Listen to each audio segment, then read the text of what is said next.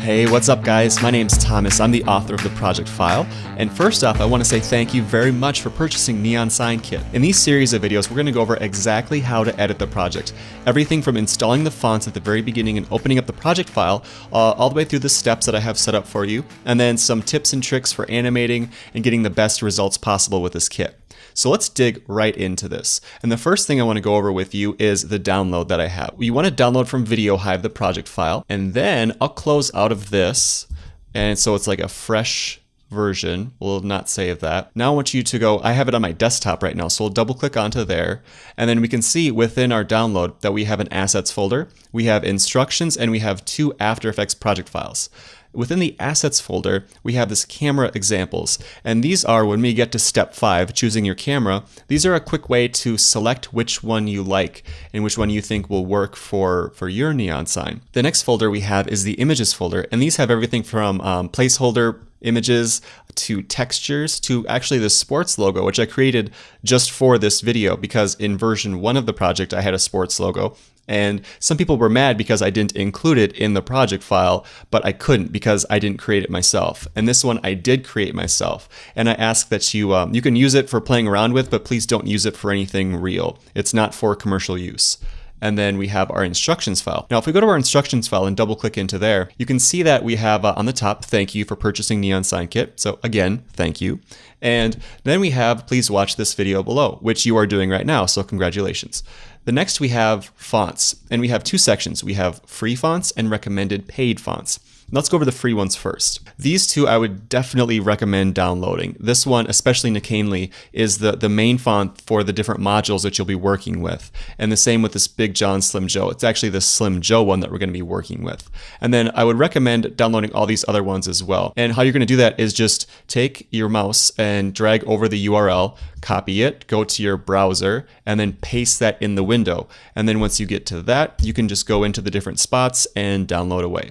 I'm going to say up front that thin fonts work much better with this project than other ones, and that kind of makes sense when you think about it because neons are thin by nature. You don't see really thick neons. So any font that you want to use, I would recommend looking for thinner fonts. But I'm going to show you some tricks in the next video for how to thin out a thicker font.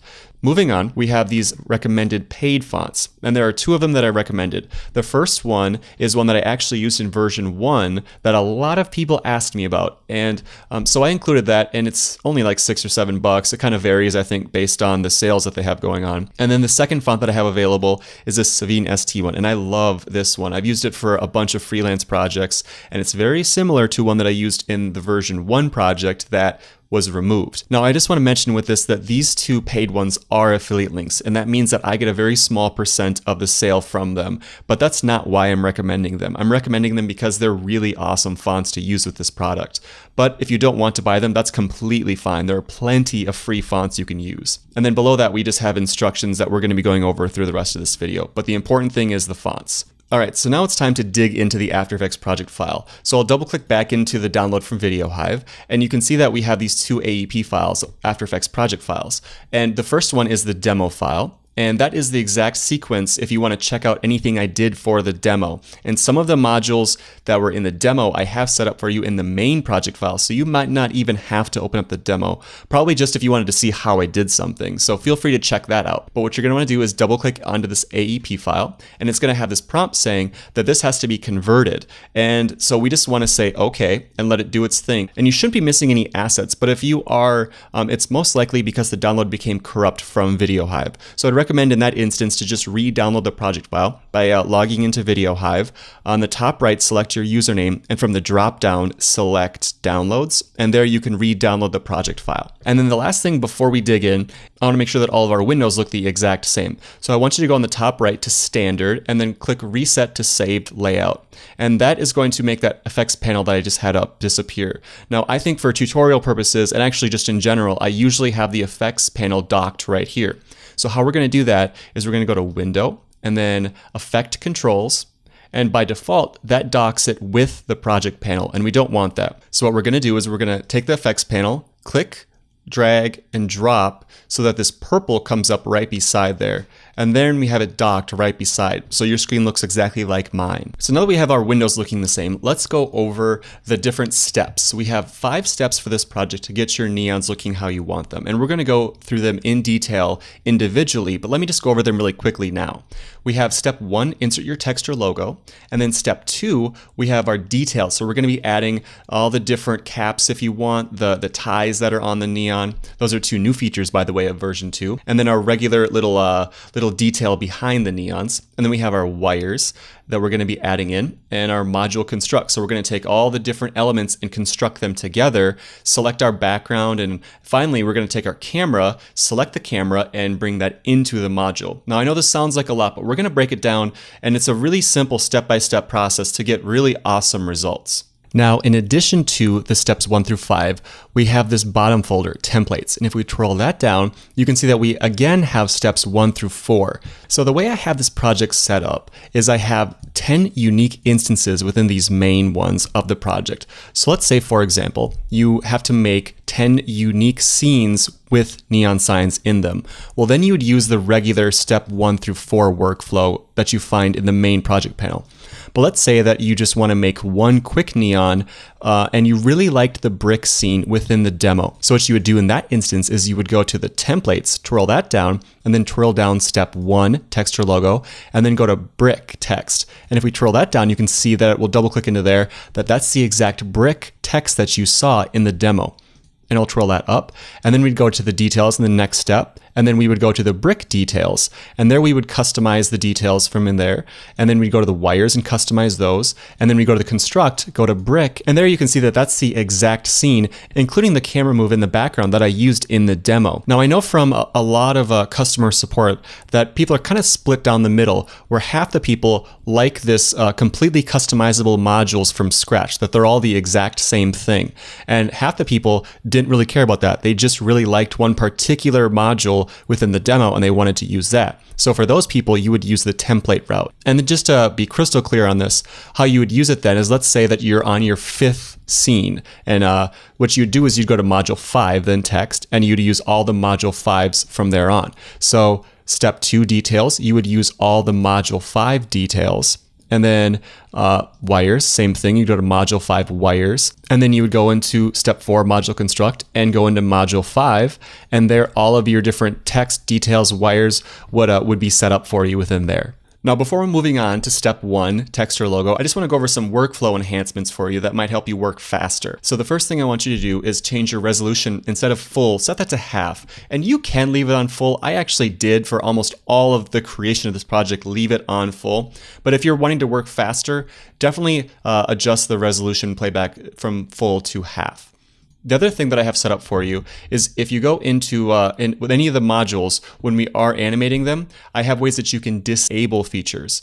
Now, if we go to the scene controller for a second, you can see that all these options come up, and we have this enable quick edit mode. And so that's one thing that you can do to make this run a lot faster, is you can enable this quick edit mode. And that's great for editing the camera or just seeing composition wise how things look and line up together. And then finally, in the Neon controller, if we scroll down to the bottom, you can see that right here we have disable options. Disable the details, disable the wires, disable caps, ties, or the vignette. And just know too that you don't have to have all the different options enabled all the time. And a lot of the ones in the demo, I didn't even have like the caps on or the wires. So I think that is everything for the overview. It's time to start actually digging in and editing the steps 1 through 5. So in the next video, we're gonna go over adding your text. All right, guys, we are on tutorial number 2, adding your text. So what I want you to do is go to step 1, text or logo, and twirl that down, and then go to module 1 text. And we're going to be working with module 1 for the remainder of the tutorial series. And then within that folder, we have a folder, module 1 logo creator. We're going to worry about that in the next tutorial, but for right now, we're going to go into this module 1 text composition. So we'll double click into there. And now if your screen looks a little bit different than mine, you may have toggled transparency enabled, this button right here. So you want to make sure that that is selected so that you don't see the grid. The first thing you're going to notice within the timeline panel is that we have these 2 text layers. And this bottom text layer has a Luma mat on it for the top text layer. And if you're not seeing the track mat options on the very bottom left, it's this button right here in the middle, expand or collapse the transfer controls pane. So we'll make sure that that's selected. And then we'll change the neon from Luma to no track matte. And then we'll delete this top layer. So now we're kind of at from scratch. So there's a couple things I want to go over with you before we actually change the text. And these are very crucial factors for getting great results using the kit. So the first factor is you want to make sure that the font that you're using is relatively thin. You don't want to be using a bold or a headline font that has really thick areas in it. You want to make sure that you're using thin, if possible, weights of fonts. The next thing is you want to make sure that the font has uniform lines throughout it. So you don't want something that has like really thin stems and thick areas. You want to make sure that it's all uniformly the same, like this font is, and all the fonts in the instructions for that matter. And one last thing I want to mention relating to the thickness of the fonts is you want to make sure in your scene that all of the elements within your neons are the same thickness. So for example, if we have a second text element, like maybe up here, for example, let's name it text. Now what you'd want to do with this is you want to make sure that the thickness of all the elements are the same. And you can see that because this text is scaled down compared to the neon text, that this neon is going to be quite a bit brighter than this one. So what we'd want to do in this instance is we want to thicken up the text just a little bit so that these two are the same thickness, and that'll create the best results. Because if you have multiple elements that are multiple sizes and thickness, it doesn't quite look as realistic as having all the neon elements the same thickness. And the glows actually end up looking way nicer when everything's consistent. And then the last factor is you want to make sure that the color value that you're using is relatively light. Okay, so I just want to demonstrate quick why using a thinner font is so important. And you don't have to follow along with these steps, just kind of pay attention and watch. I'm going to select the layer, I'm going to go to the character panel, and to open the character panel, just go to Window, Character, and I'm going to turn full bold on. And you can see if I undo redo that added quite a bit of boldness to the font. So we'll go back to the module 1 layer where it all constructs together, and we'll let it render for just a second. And you can see that this completely blew out the neon, and that is not what we want. So the first thing you can do to turn the brightness down is you could go to the neon controller, and you can go to the simple neon animator, and you could turn this down. And we're going to go over this and a bunch of other stuff later, but just know for right now, this is one way you can turn the brightness down really quickly. Definitely say this is not the best way to do it. So I'll undo that, so it's back to 75, and we'll go back to module 1 text. And the best way I would say to do it is to thin out the font. So let's delete this layer, and you can follow along now if you'd like. And then we're going to hit Command T. Okay, so I'm going to select the area that I want text on, and I'm going to change this to example. And I still have full bold on, so I'm going to turn that off. And we'll kind of center up our text a little bit, something like that. Now, I think that this font is even a little bit thick the way it is, and I don't have any options to thin it out. That would be my first choice. If you can, if possible, change the weight of the font using the character panel to a lighter weight. So what we're going to do is we're going to go to the example layer and hit Command D, and we're going to duplicate our text layer. And then we're going to go back to the character panel and change the color of the text to white. And then we're going to right-click that layer again and go to Stroke. And that added a red stroke around our text. So we want to go to the layer, to the stroke we added, and twirl down the stroke options, and then change the color from red to black. Hit OK. And then on the position, change that from outside to center. And now it kind of looks like we thinned out the font, but if I turn the toggle transparency off and on, you can see that all we really did was created a white text layer with a black stroke on it. So the last step we have to do is to go to our original layer and then go to the track matte and then Luma matte. And now if we toggle transparency, we can see that's exactly what we wanted. It did in fact thin out the font.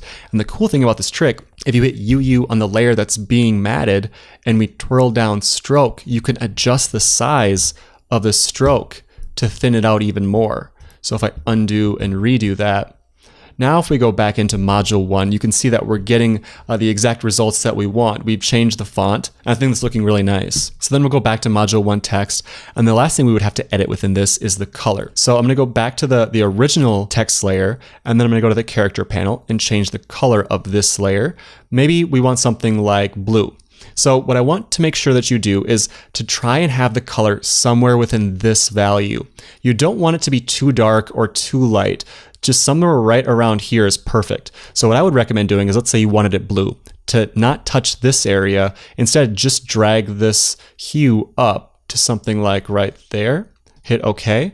And now if we go back to module 1, we can see that it's going to completely transform the scene. All right, and I think it's looking really nice. Those are my two favorites. I love the blue and I love the red orange color with the neon sign kit. Okay, so the last thing that I want to go over with you then, let's say we have a font that we want to thicken out a little bit. Maybe it's a little bit too thin because there are some ultra thin fonts out there. So the first method you could do is I'll turn this track matte off. So we're starting from scratch. So let's pretend that this font is too thin. So the first thing you'd want to check is just to double check that there isn't a weight that's thicker that you can use. And if there isn't, you can always use this faux bold setting. It's not perfect, but it does a good job.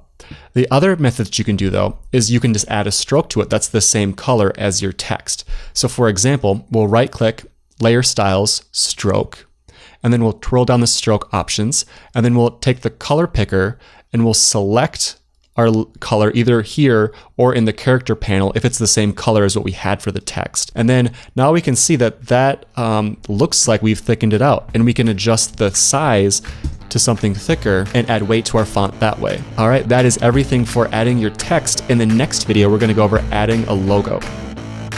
All right, guys, we are on tutorial number 3, adding a logo. And I'm really excited about this step because a lot of these are brand new features in version 2 to make converting your logo into a neon much simpler than it was in version 1. So what we're gonna do is go back to step 1, text your logo, and go back to module 1 text. And now we're gonna go into this folder. And you can see that I have 5 steps set up. And if you can't tell, I'm a fan of steps, especially when it comes to project files. What we're gonna do is we're gonna insert our logo. We're gonna isolate the primary, secondary, and tertiary colors if there is a tertiary color. And then we're going to construct them all together at the end. So let's go into insert logo. And we're gonna find our logo. So I'm gonna use the sports logo within the project. So I'll just hit Command I, and we'll go to the sports logo. That's within your download as well. Let's go to my desktop, and then within Assets, Images, Sports Logo, hit Open. And it's gonna ask if I want it as a composition or footage. I prefer compositions because then it has individual layers. And we're gonna drag that composition that just was created in. This is probably a PNG or a JPEG, or depending on your logo.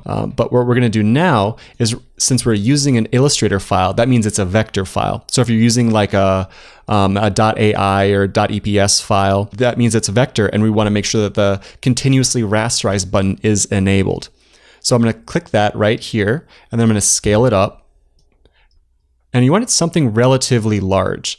Because we're going to scale it down later, but the following steps will be easier if you're using a larger logo in this area. Now, I can tell that the continuously rasterize has not taken a hold, and that's because we have to go within this composition and enable continuously rasterize on these layers as well.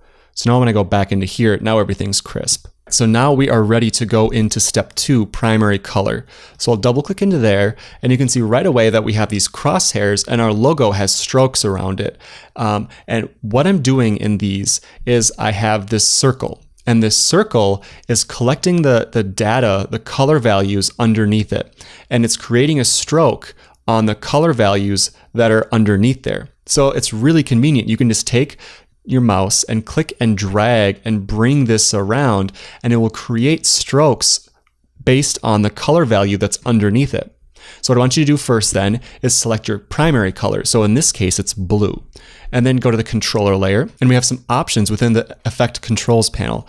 This first one, extract color range. What this is asking is, do you want me to create a stroke around all of the different areas of your logo that are this color?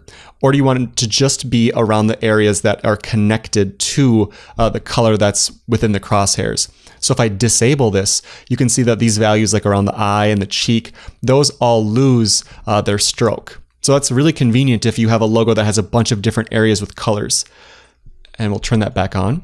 And the threshold and pre-blur, I think these are good at 20 and 1, but if you want to play around with them to kind of adjust the balance of what is selected and what isn't with the pixels. And then the line hardness, you might not want to touch this, but if you want to play around with it, go ahead. And then the line thickness, if you recall from the last tutorial, the thickness of the strokes makes a very big difference in the final result of the neon. So you can go in and adjust the thickness right here. So let's do something like 6, and we made it quite a bit thicker now. Okay, so we're going to do the exact same thing in the next step in 3 secondary color. So we'll double click into there. And now I would say our secondary color is gold. So we're going to click this circle and drag it over to the hair that's gold. And then the tertiary color, I would consider in this example white. So you can just kind of click, drag around. Maybe something like here is good. Okay, so we have all the values and all the different areas. Now we're going to go to 5, construct, and I'll double click into there. Okay, now if I zoom back, you can see that right away, this does not look great. This isn't exactly what we want, but now it's basically created 3 different layers for you to select and isolate more easily. So let's start out by going to the secondary and tertiary and disabling the visibility of those two. So we can say with the primary that this is what we want, but there's one area that we don't want because we selected it in the secondary, and that's the gold hair. So what we're going to do is we're going to mask that out. So I'm going to select the primary, I'm going to hit G, which brings up the pen tool, and I'm going to select around the hair. And I know this can be a little bit tedious, but I think it's better than the alternative, which is to use Vegas on the entire logo. And I'm going to go over that in just a minute because I still have that option. That was the method that I used in version 1, but I still think that this method is far superior because it's faster and it's more easy to control the width and the selection of the individual colors. Now, by default, when you create a mask around something, it selects it, and we want it to deselect or delete that area. So I'm going to go back to the primary layer and hit MM, and then I'm going to go to the mask and go to subtract. There.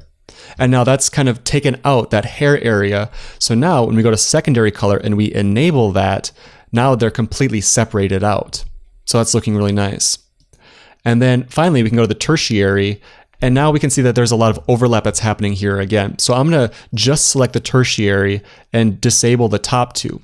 Now I would say that for this example, and actually in the demo, I'm pretty sure that I only had white on the outside lines. So let's do that right now. I'm just going to go in and I'm going to select just the outside lines or isolate. So I'm going to be deleting everything that's within here. And then it selected them, so we want to hit MM, and instead of add, subtract, there. So now we have our logo all ready to go. Now I can tell right away that from these different color values that we've selected that we're going to get a really bright outside because white is going to be brighter than this darker blue color. So then the last thing we're going to do is we're going to add fills onto these to make sure that the values are what we actually want. And you could add a curves to them or a brightness, whatever you want to do and you're comfortable with in After Effects. But I think adding a fill kind of makes the most sense for me. I think that the values of the yellow are fine, but the blue is too dark. So let's bring up our effects panel. We're going to go to Window, Effect and Presets. And then I'm going to type in, well, you can either use a brightness and contrast, but I think a lot of people are more comfortable with using. So brightness and contrast, and we'll add that to the primary. And then we'll bump the brightness up there. So something like that. Finally, we're going to go into our module 1 text layer that we've created. And our text is still in there from before. I didn't delete it. So I'm going to delete that right now. And you might be wondering, I'm not seeing anything else in here. And I don't want to confuse you, but I have shy layers enabled on this. So this does have the logo within there. If you double click onto there, that's the construct layer. So we'll go into there. And now if we go back to our module 1, we have our awesome new logo that we've created. So based on these settings, I would probably go in and I would adjust right now the neon controller. I think it needs a little bit more glow. So I'm going to change that from 75 to 85. There, I think that looks a lot closer. I think that the yellow is a little bit too bright compared to the overall scene though. So I'm going to go back to the module construct. What I would do in this instance is you could either add a brightness to that, or I just add a fill. I think you have a little bit more control adding a fill to the layer. So I'll select secondary and type in fill and drag that over, and then change this to something within that kind of sweet spot of the neon, something right around here. And now if we go back to module 1 and we let it render for just a second, there, I think it looks really nice. That's what we're going for. Okay, so that's how you do it. And the last thing I want to go over with you is, let's say you don't want to go through all those different steps. You want to just do the version one way using Vegas. So what you're going to want to do in that instance is go back to Module 1 Logo Construct. And I also have Shy Layers enabled in this composition. So we're going to disable Shy Layers. And then I'm going to turn these top 3 layers off. And I'm going to enable these bottom 2 layers. And now you can see that this is the exact setup that I have for version 1. So what you'd want to do in this setting is either change this from transparent to stencil. And that kind of does a decent job of selecting the color values. And then you can isolate that if you'd like. And some settings that I'd maybe recommend adjusting on here would be the threshold and the pre-blur. We'll twirl that back up. And that's the quick way of doing it. The results aren't quite as nice, but it is a fast way. And in some instances, it might work just as well, depending on if your logo has a lot of gradients in different areas. So give both of those a try, but definitely try out the new method of selecting the primary, secondary, and tertiary colors.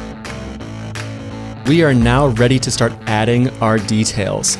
And how we're going to do that is we're going to begin in Module 1 Text. I'm going to twirl up these compositions, and we're in this composition right here, Module 1 Text, and this is just the base of what you get when you buy the template. And we're going to change this text to something like example. And I'm going to change both of them, the matte layer and the bottom layer, so then they are the same text. And I'm going to change the color to something, I don't know, I like blue, so let's do that. Something right around there. Okay, now we'll go back into Module 1. So what I'm going to do, now that we have our text in, is I'm going to go to Step 2, Details. Now, when we twirl this down, you're going to see that we actually have, in fact, 3 detail compositions. In version 1, I only had 1. Begin by going into the details, and I'll double click into here, and you can see that we have these details in here by default. Now, what I recommend doing is to go in and delete all but one of the details. Okay, we just have 1 left. Now, when you click on this layer, I want you to be able to see a box around the details. And if you're not seeing a box when you select it, I want you to hit Command-Shift-H, and that will allow you to have this box that makes selecting the details easy. So now all we're really going to be doing is just taking and dragging and setting these details where we want. But in order to create a new one, we're going to hit Command-D, and that will duplicate the layer. And now just place these wherever you think looks nice. And let's say for this one, we want to rotate it. So what we're going to do is hit W, or I remember it as rotate it around, and duplicate, Command-D, bring this one over. It's really just a matter of playing around with where you want these. I can hit W, and in the middle, if you just drag around, you can get that set up how you want. And in version 1, I had these set up as 3D layers, but now they're 2D, so they actually, they're much faster and easier to work with. And then the last thing I want to note within this details layer is this controller panel. And you can see with this controller layer that we have these effects that you can go in and you can modify all these at one time. And it makes it really fast. So you can adjust the width and the height. You can additionally go to all the layers and hit S and scale them all down at one time too. That's a really nice, fast way to do it. And then you can go in and change the color. So let's say you wanted it, I don't know, whatever color you want, you can change it to. You can adjust the screw color. It's those little details that make all the difference of the final result. You can change the screw size even. I don't know if you'd really want to do that, but you can. Okay, so we have our details in. Now let's go to the new version 2 options. Let's go to the caps. So we'll double click into there. And again, I'd recommend deleting all but one of them, grabbing the first one, and what we're going to do with the caps is we're going to select areas that the text or logo ends on, where it makes sense that that is where a wire would come out from. And you don't have to put it there. I just think it kind of makes sense to think of it that way. So we're going to put it maybe like right here, and we're going to rotate it so that it looks like it's coming off of the end there. It doesn't have to be perfect. And maybe another spot we would do would be like over here on this X. We'll rotate it. I don't know, I'm just kind of winging it right now. Maybe on the bottom of this P, rotate it around. I'm hitting W and then rotating it. You could additionally go to the layer and hit R and then rotate it right there. That's a different way of doing it, if you're more comfortable with it that way.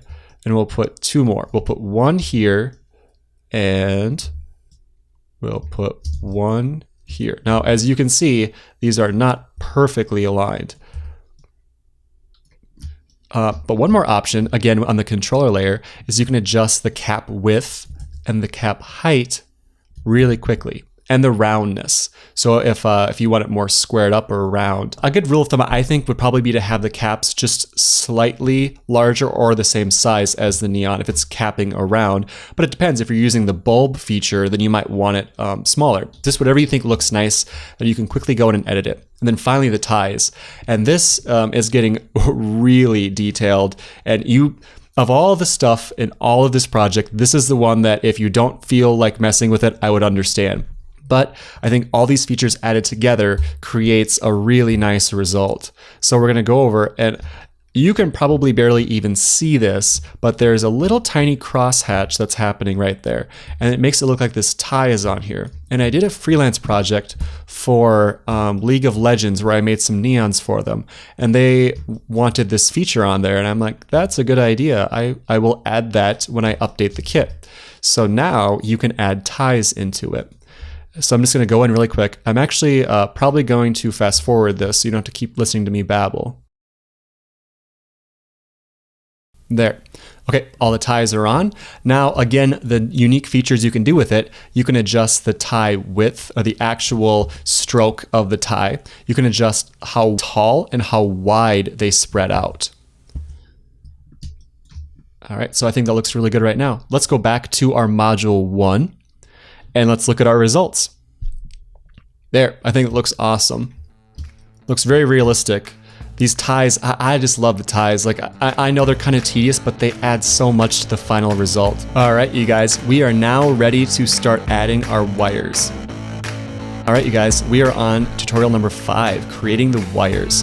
So let's dig in by twirling down step 3 wires, and then twirling down module 1 wires, and double clicking within there.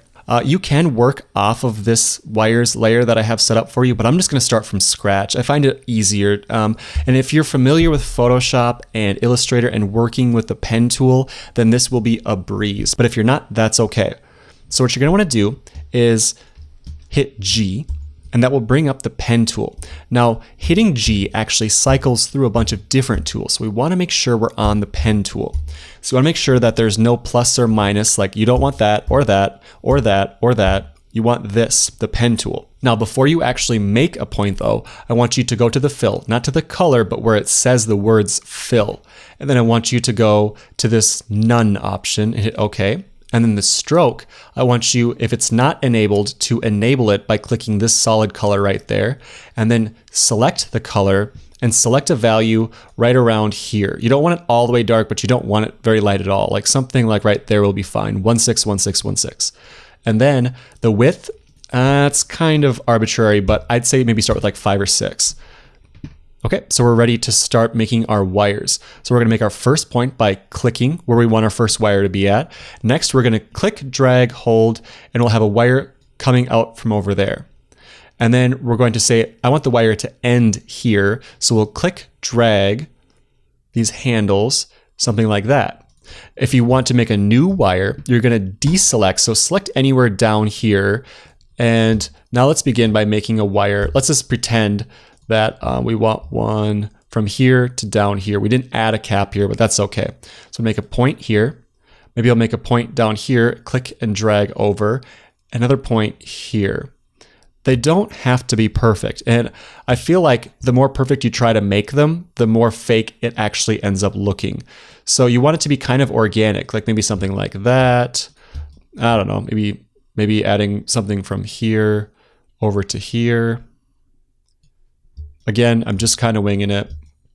But you can see, like, if you squint your eye now, or you look at it this way, that these kind of look more realistic than these when I was trying to make this look kind of realistic when having it coming out of the cap. But I'm not going to mess with it too much because I think you get the idea. But the cool thing is, if we go over here to our shape layers that we've created and we hold shift and we select all of them, you can adjust the thickness by just adjusting the stroke. So let's say that they're too thin right now. We'll put it to 8. Now, I guarantee that it won't look good. That's something about thin wires looks really nice. So I would suggest leaving them thinner. When in doubt, go thinner. Okay, so then the last thing is you want to go back to module 1. Ta-da! we have our final result. Now the cool thing about version 2 is that I've actually adjusted the wires so that the highlights, the bright areas that's being affected from the neon is affecting the color of the wire. In version 1, it was just selected by the user. So if you had a neon that was two different colors, you had to select one color or the other. But this does it organically, so it looks like the color is actually coming from the bulb, making it look even more realistic. All right, that is everything for the wires. In the next video, we're going to go over the module construct. We are on tutorial number 6, the module construct. So what I want you to do is go to step 4 and then go to module 1 and double click on there. And now you can see that we have a bunch more layers in here, and we've been going back and forth previously to see the results of our details in Neon, but now we're going to actually dig into these different controllers. And these two controller layers are the master controllers for the Neon and for the scene. So anything relating to the actual Neon itself, you're going to be adjusting with this Neon controller, and anything relating to the scene or the walls or anything else, you're going to be adjusting with the scene controller. So let's begin on the Neon controller. And we actually adjusted the simple Neon animator very briefly before, but let's do it in more detail now. So this is going to be the master animator that you're going to use for your neon. So let's say, for example, we want after 10 frames our neon to turn on. So what we're going to do is we're going to twirl down the simple neon animator, and then we're going to hit the stopwatch icon right here, and that's going to set a keyframe. And then I'm going to hit U on this layer just so you can see that keyframe that's set up right there. And then I'm going to bring the current time indicator back 1 frame. And this we're going to set to 0, so it's completely off. So now our neon is off at 9 frames to 0 frames, and then at the 10th frame it turns on. So it's really that simple if you're just wanting to basically turn it on and off.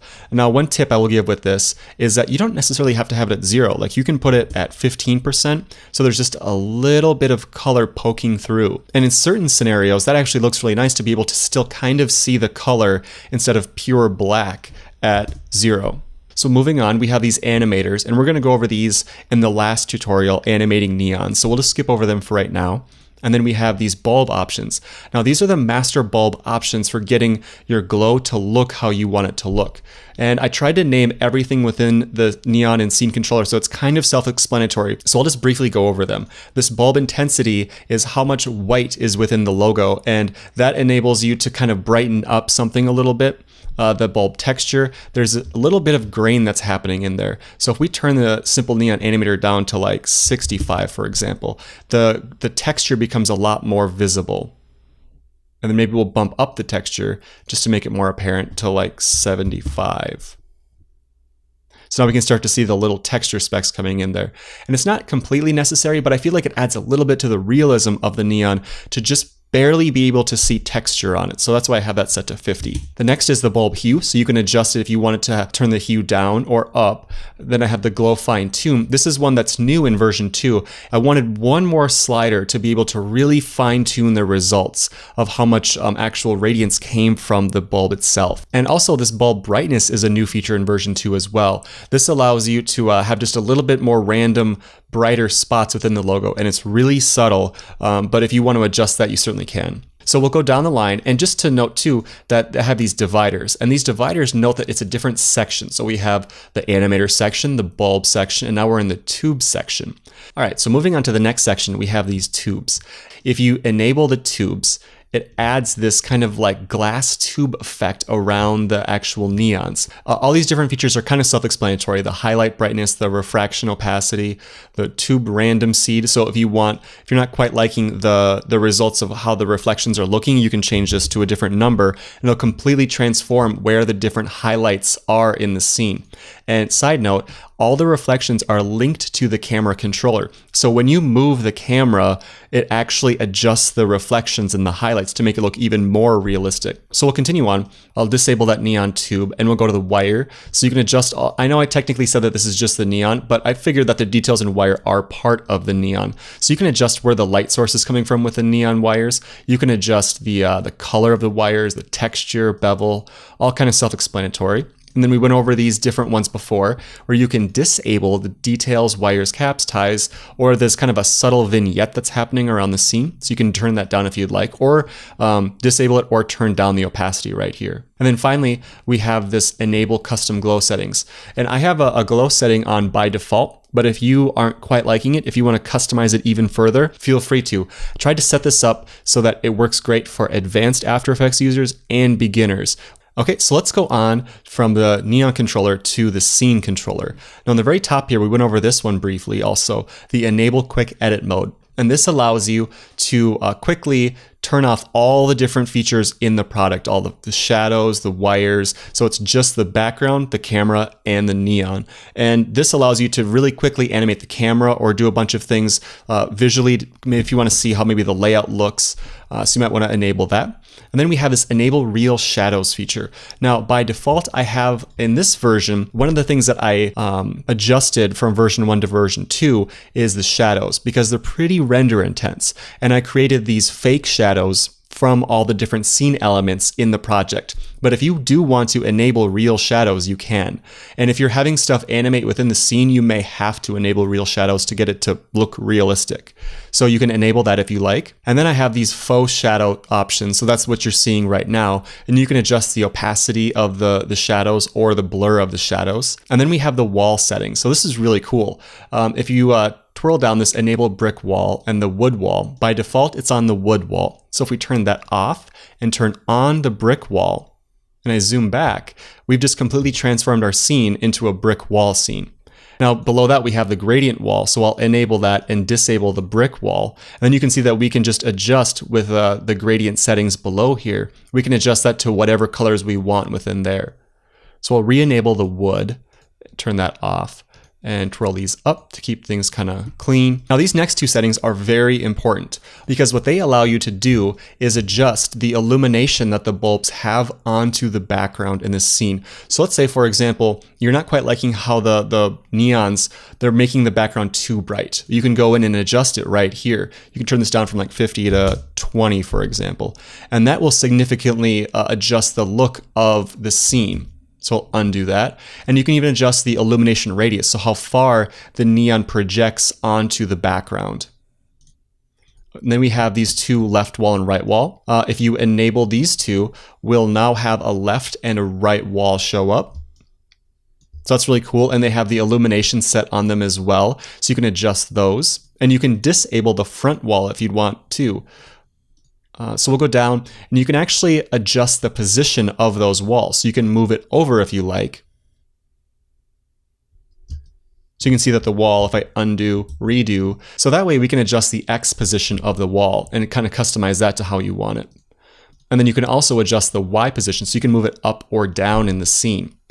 Below that, we have the side wall adjustments, if you want to make any of these. The brightness, how much brightness, the fall off, the Z position. Now with the Z position, you might want to adjust this. If you have a really small logo and it's not quite projecting in the spot that you want on the walls themselves, or you're not seeing them, I would recommend adjusting the side wall Z position. And then the fall off, how far the brightness goes off of these side walls, and then the illumination radius, and then the corner shading. There's some, in the very corner back here, there's some shading that's happening where the two walls meet up together. So I'll disable these two walls now, and we'll move on. Below the sidewall settings, we have the mount, the fog, the glass, the truss, and the sign, and the outline. And those are all settings we're gonna go over really quickly in tutorial number 8, scene elements. But these last few settings I want to go over with you. And this main light brightness and left wall and right wall brightness, there's actual lights that are set up in the scene. So if you want to adjust those or move those, you can. And if I disable shy layers, you can see that I have them set up so that the lights are connected or parented to null layers. So if you want to adjust the position of any of the lights, you can adjust just the position of these nulls. So I'll go back to the Neon controller. And additionally, I have the shadow darkness and the shadow diffusion. Now these will only work if you have enable real shadows enabled. So it's kind of like the shadow opacity and shadow blur for the faux ones. These are the real ones for the real digital lights that we have set up. And then finally, we have this enable shine feature. And this just kind of adds a really nice sheen to the look of the scene. If I turn that off, you can see that it kind of darkens the scene, and enabling this allows you to just kind of brighten up the highlights a little bit within the background. And just that little bit makes a really big difference in the final result. Now below the controllers, we have this color correction layer, CC layer, and that's just a simple curves on there. So if you want to adjust any of the curves that I have set up by default, feel free to go ahead.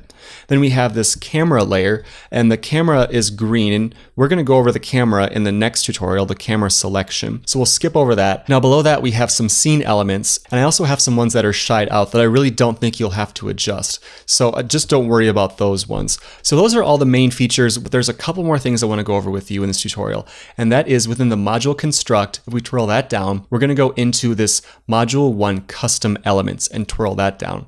Now we're going to skip over this module 1 custom animation, but I want to discuss these three: the custom background, the non-illuminating, and then the module 1 tube isolation. So the custom background is really that. It's the custom background that you can edit yourself and add a background in. So let's do that right now. We're in our module 1 custom background, and I'm going to import a tileable graphic. I have one on my desktop that I've saved, this concrete example. So we're going to open that up, and I'm just going to drag that into the timeline. And it's not quite big enough to fill it up. So what we're going to do, and as long as you have a tileable image, this will work. And we're going to go to the Effect and Presets panel, and we're going to type in Reptile and drag that over. And then we're going to expand to the right, and I'll copy those settings to the left, and then expand down, and copy those settings above. And now we have a custom background. Now I can tell that this is going to be too bright. You want kind of a darker background. So the way to make this darker that I think is the fastest is just to go in here, type curves, and then drag a curves over to the effects panel. Now with our curves, if you go to the very top right and drag that down, and you want it to be pretty dark, somewhere around probably right there. If we go back to our module 1, you can see that we have our custom background that we just created in there. And the cool thing is that actually adjusts in the sidewalls as well. So if I enable left wall, for example, we let that render, we can see that's the same custom background that we inserted. So you can very quickly add your own custom background. So I'm going to delete that, go back to the wood wall, and then I'm also going to disable the left wall. So going back to those custom settings, we have module 1 non-illuminating. What this is for is, let's say you have an element within the scene that you don't want to be a neon. Like for example, in the neon sign kit, in the sign kit part of it, I didn't want that to be a neon. I just wanted it to be on. And that's what you would put within this composition. And you can see what I mean if you go into the demo comp in module 2 or 3, whichever one the main neon sign kit image is in, and you can see what I mean. And most users won't even have to worry about this step, but just know if you want something in the scene that you don't want to illuminate, you can add it in here. This last option, module 1 tube isolation, let's double click into there. What you would use this for, let's say you have multiple neon elements. You have this text, and let's say you had a couple other text examples within here that you wanted to be neons, and you wanted some of them to have the tube on them and some of them to not have the tube on them. So what you would do is you would click on this layer and you would create a mask around that. So I'll do that right now. And now the only area that will have a tube, it will be the area that's highlighted. So if I go back to module 1 and I enable the tube, you'll see that there's only tube on the part that I've selected. So there's no tube on the rest of the text. So this is kind of an advanced feature. It's kind of getting nitpicky again, but if you wanted to do this, I wanted to make sure to add that feature for you. So that is everything for the module construct, you guys. In the next video, we're going to go over step 5, camera selection. We are now on tutorial number 7, camera selection. So in this video, what we're going to be doing is we're going to actually be selecting the camera that we want from our assets folder and then pasting that into the module that we're working with. So let's go to our download from Video Hive now. I have mine on my desktop, and we'll go to the assets folder and then camera examples. And here you're going to select the base for your camera move.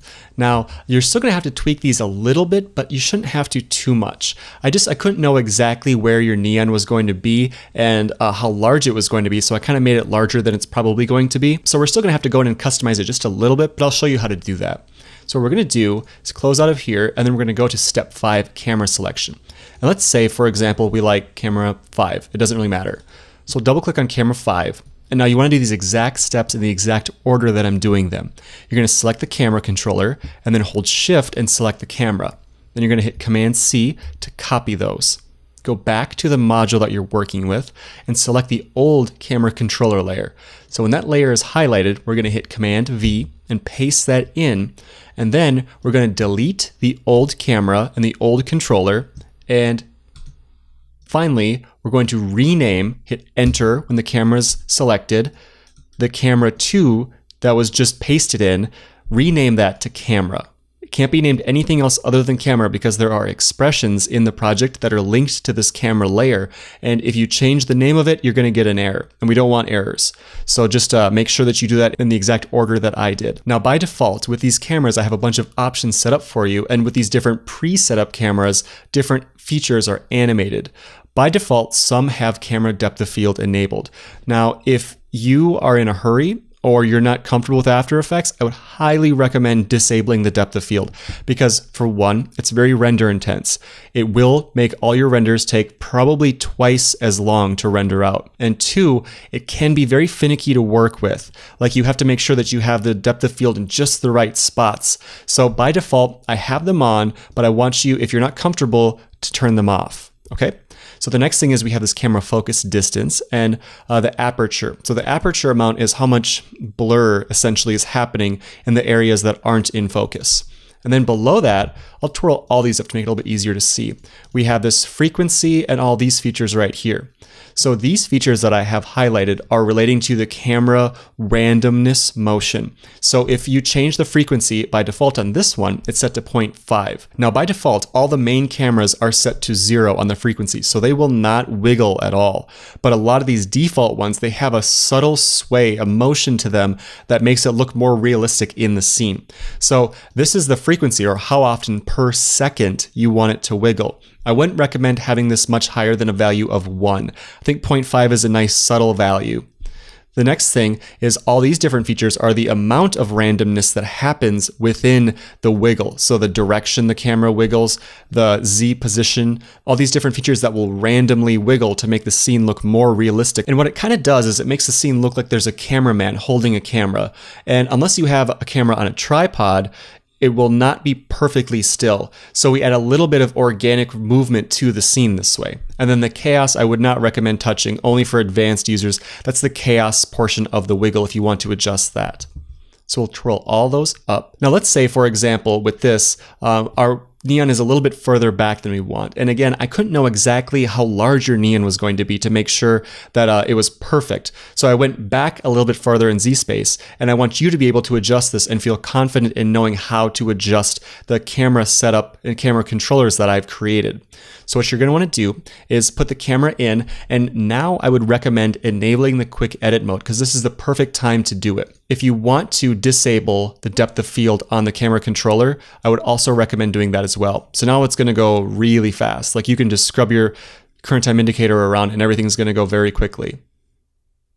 Okay, so then what we're going to do is we're going to kind of compositionally figure out how close we want the camera to the scene. So in this position, I say it's maybe a little bit too far back. So what we're going to do is we're going to go on the camera controller and hit U. And that will bring up any keyframed elements within the scene. Now, all these different elements are animated. So I have the camera focus distance, all the position and the rotations. But what we're really focused on in this one is the camera distance if we're using the depth of field and the Z position. So let's go to the Z position. It's this one right here. And when I click on that, these two highlight. Now I'm going to bring my current time indicator over to that second keyframe. And you want to make sure now that in After Effects, if you have multiple keyframes on the same property highlighted, this will move both of them if I adjust the slider right now. And we don't want that. We want it to just adjust this one right here. So making sure our current time indicator is on this keyframe, we're going to move the Z position forward. So maybe something more like this. Kind of how far back the main camera that begins the scene is. Okay, so now we're pretty close to there, but let's say that we do want the depth of field enabled. Well, by default, this is going to be a little bit blurry because the focus distance that I have set up is just a little bit different. So what you're going to want to do is you're going to want to bring your current time indicator to that camera focus distance keyframe. So maybe something like right there. And we can see that this is out of focus right now. So then what we're going to do is we're going to go to the camera controller, and then we're going to go to the focus distance, and we're going to move this so that everything is sharp within the scene. So I'm going to drag this down, and you're just going to have to keep going and adjusting until you get the sharpest setting possible. So maybe bump it up just a little bit right now.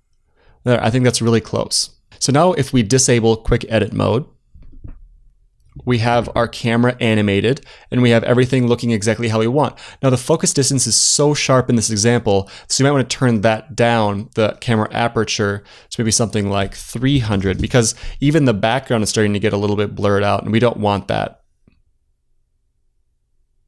There. So now there's just a little bit of blur happening on the edges, and that's exactly what we want right now.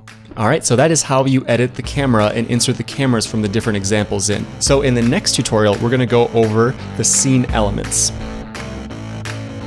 All right, you guys, we are in tutorial number 8. So what we're gonna do first within module 1 is we're gonna go over the mount. So if you see under scene controller, by default, I have all the scene elements off. So you have to enable them if you want them. So let's say we want the mount in the scene. So we're gonna click enable mount and it's gonna add them, but we're still gonna have to customize where we want the position of the mount and how many mounts we want. So we'll go into module 1 mount, layer 20. We don't really wanna get to here. We wanna dig in a little bit deeper into the module 1 mount builder. Now within here, you can see that we have the option to adjust these. So I'm gonna hit Command-Shift-H, because when I'm selecting them, I'm not seeing the arrows come up. So I'm gonna move this down here, and I'm gonna go to the bottom one and move this one up. It's really just that simple for it. Now you can see that there's realistic elements happening where the highlights are coming from the actual spots, just like the wires on the mount itself. Now let's say that we wanted to adjust it even further. We can go in the controller and we can adjust the width of all of them at the same time. We can adjust the height, and that makes them a little bit more thick. And we can adjust the depth. So if we did end up moving the neon in Z position, we can adjust that. And if you want more mounts, all you have to do is just hit Command-D with one of them highlighted, and you can add as many as you like and individually position them wherever you like in the scene. And that's kind of the theme for all these different scene elements. I tried to make them really simple to use. So let's go back to module 1 and go to the next one. We'll disable the mount and we'll go to the fog. Now the fog by default, if I turn this on, it's pretty subtle. And in the demo, I had it kind of an extreme example, but I would recommend to use this as a subtle tool in your scene.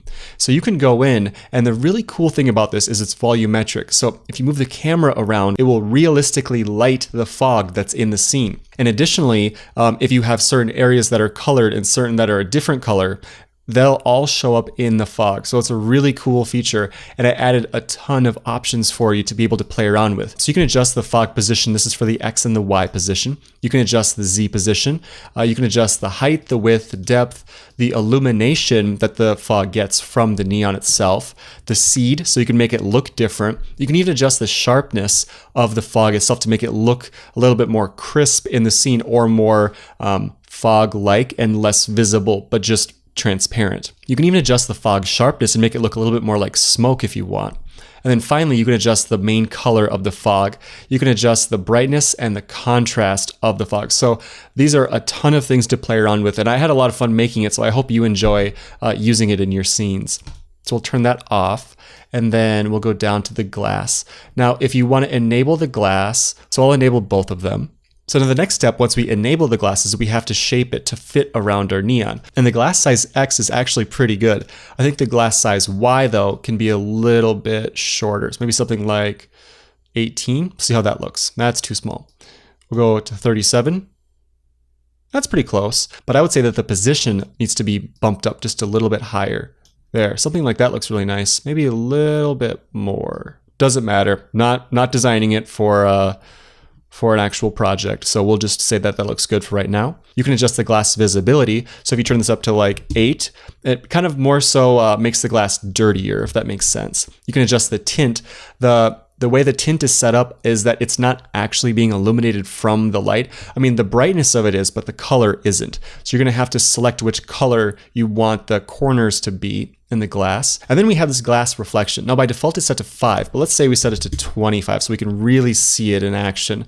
It's this line coming up right here, and it will realistically move around with the scene and with the camera to make it look like it's reflecting something in the background, to make it look even more real. So I would suggest using it really subtle, maybe like 5 or 10 max for the reflection strength on it. But it's a really nice tool to add into all the different elements within the scene. Now, one quick warning with the truss before I move on. The truss are really render intense. So if you have a very short deadline or a very not powerful computer, I probably wouldn't recommend having them on. I especially would not recommend having the truss enabled and the depth of field on at the same time because render times will go from maybe 2-3 minutes for a 5-second render to 30 minutes to 2 hours. Like, it just gets crazy.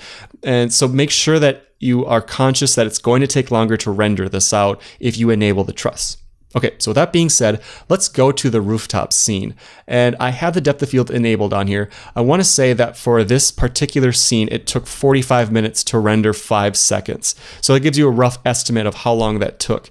And the reason why that is because After Effects isn't great about having multiple elements like what I'm doing in this scene. I'm not going to go much more into detail than that, but how we're going to create our truss, or we're going to go into the truss scene, and then we're going to go into the truss builder comp. And now within here, I'm going to delete, very similar to how, we'll let it render for just a second so you can see what's in here. Now I'm going to delete all of these except for one. I'm going to take this one, and when I select it, the arrows don't come up. So I'm going to hit Command-Shift-H so we can see the arrows. And then I'm going to hit Command-D and duplicate it. So now we've created a second truss element.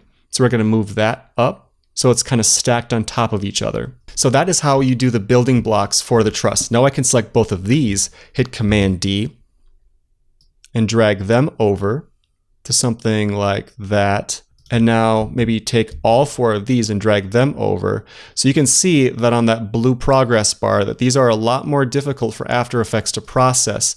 And there's really not much to these, but it's just a thing that After Effects struggles with, are realistic 3D elements within a scene. Okay, so we'll go back to the rooftop, and now you can see it's going to look almost identical, except for it's going to have these end 4 removed. And you can see how slow this is updating. Oh, and one more thing with the truss is the wall itself. You'll notice if we go into the background composition, we'll let that render for just a second, that on this rooftop front that I have, if I hit Command-Shift-H, I have a mask on there. So you can see this mask has just this bottom part enabled, and that allows you to put a background, which I have the sunset, and if I hit P, you can see I have this shifted way back in Z position, and on the S, I have it scaled way up. So that's one trick of how I got this scene to look the way it does. And if you want to get the same look, you can even just use mine as a base, start with the rooftop scene, and then customize it from there. All right, so moving on now, we're going to go to the sign, and I'm going to disable the glass front and glass back, so that's not on anymore. Okay, so now we're back to from scratch. So what we're going to do is we're going to enable the sign. So we'll click here, and by default, you can't see the sign. And the reason why you can't see it right now is because the background is enabled. So let's say I kind of wanted to recreate that sidewall scene that I have in the demo. What you can do is you can go to the scene controller, and you can go to the enable front wall, disable that, and the left wall, enable that. Now we'd also want to go in and add a layer within here to our background to make something behind there. And I can do that really quick. That's not a big deal. Go to our assets folder. I'll just add in again that, that traffic neon lights. Make sure you turn that 3D. And that's going to render for just a second. Now it's way too large of an image. So we'll scale it down to like, I don't know, maybe 30. Too small. A little bit larger. I'm going to hit Command-Shift-H so I can see the scene elements. So that's about the right size. And then I actually had a few different elements on there, but I think you get the idea of like having a background in there. And if you wanted to customize this shape, this circle, if you wanted it to be maybe a different shape for a sign, what you're going to want to do is go to Step 4, Module Construct, and then go into the module that you're working with, and then go into Module Assets, and then go to Sign, and then go to Sign Editor. And here you can adjust the shape. Now if I toggle the transparency on and off, you can see that I have this, this sign shape right here. So you can adjust this and make a shape layer if you'd like, or adjust the size of this, whichever you want, and you can make a custom sign that way.